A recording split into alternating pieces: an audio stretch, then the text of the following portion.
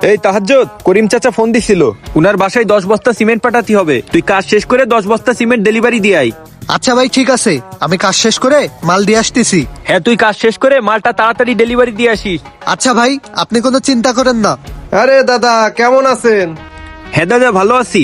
আপনি হঠাৎ আমার দোকানে? বসেন দাদা, বসেন। বসছি, আপনার কাছে আসলাম একটা দরকারে। হ্যাঁ দাদা, বলেন কিভাবে সাহায্য করতে পারি আপনাকে। দাদা, বাড়ির কাজে হাত দিলাম, তাই 100 বস্তা সিমেন্ট লাগবে। শুনলাম আপনার এখানে ভালো সিমেন্ট পাওয়া যায়, তাই চলে আসলাম। হ্যাঁ দাদা, সমস্যা নেই। আপনি যেহেতু আইছেন, আপনাকে ভালো মানের সিমেন্ট আমি কম দামেই দেবো। আচ্ছা দাদা, আপনার উপর বিশ্বাস করেই আসছি। এই নেন, অ্যাডভান্সের টাকাটা রাখেন, বাকি টাকাটা সিমেন্ট পাঠানোর পরে আমি দিয়ে যাবানে। আচ্ছা দাদা, আপনি চিন্তা করেন না, সিমেন্টটা ভালোভাবে আপনার বাসায় পৌঁছাই দিবানে। আচ্ছা দাদা, আসি তাহলে। আচ্ছা দাদা, ঠিক আছে। এই তাহাজ্জুদ, তুই মাল রেডি কর। দাদার 100 বস্তা সিমেন্ট লাগবে, তুই মাল তাড়াতাড়ি রেডি কর। আচ্ছা ভাই, সমস্যা নেই, আমি এখনই রেডি করতেছি। আচ্ছা যা, ভালোভাবে কাজ কর। 40, 50, 70, 80। এই ভাই, তোমার সাথে আমার কথা আছে। হ্যাঁ বল, কি বলবি? ভাই, আজকে আমাদের বন্ধু বান্ধবদের নিয়ে আমাদের বাসায় ইফতারি করব। তুমি ইফতারির ব্যবস্থা করে দাও, আমি ওদের দাওয়াত দিয়ে আইছি। তুই আমারে না জানাই কিরাম দাওয়াত দিলি, আর আমার কাছে এখন টাকা নেই, আমি কিভাবে কি ব্যবস্থা করব? আমি কিছু জানি না, আমি ওদের বাসায় 2 দিন ইফতারি করেছি, আজকে ওদের ইফতারি করাতেই হবে। আরে ভাই, ওরা বড় লোক, ওদের বাপরা সরকারি চাকরি করে, ওরা চাইলেই 2-5 জন এমনি ইফতারি করাতে পারে, কিন্তু আমাদের তো এত সামর্থ্য নাই। ভাই, আমি কিছু জানি না, তোমার যা বলেছে তুমি তাই করবা। তুমি থাকো, আমি চলে গেলাম। হাই আল্লাহ, ছোট ভাই জেদ করলো, এখন আমি কি দিয়ে কি করব? আল্লাহ, তুমি একটা ব্যবস্থা করে দিও।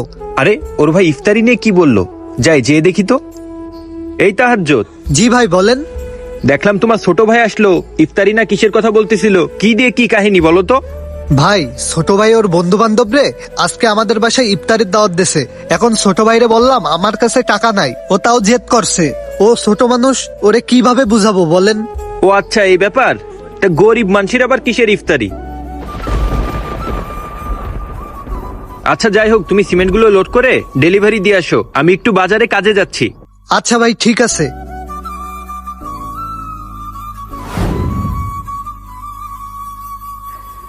এই তাহাজ্জুদ, মালগুলো কি সব ডেলিভারি দিয়ে আসছো?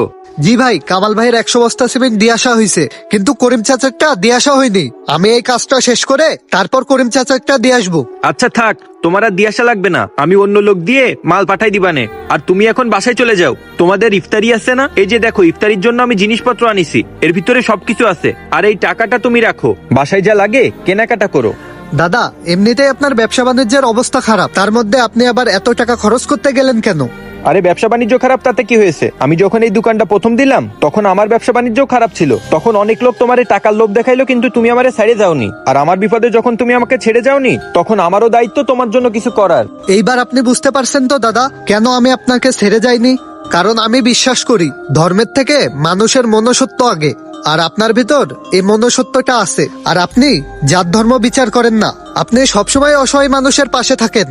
আরে সবার উপর মনুষ্যত্ব, তাহার উপর কিছু নাই। আর এত কথা বলার দরকার নেই, তুমি এখন যাও, তোমাদের ইফতারির টাইম হয়ে গেছে। আর যদি কিছু লাগে আমাকে জানাও। আচ্ছা দাদা, ঠিক আছে, আমি তাহলে বাসায় যাচ্ছি। আচ্ছা ঠিক আছে, তুমি যাও, কালকে সময় মতো কাজে চলে এসো।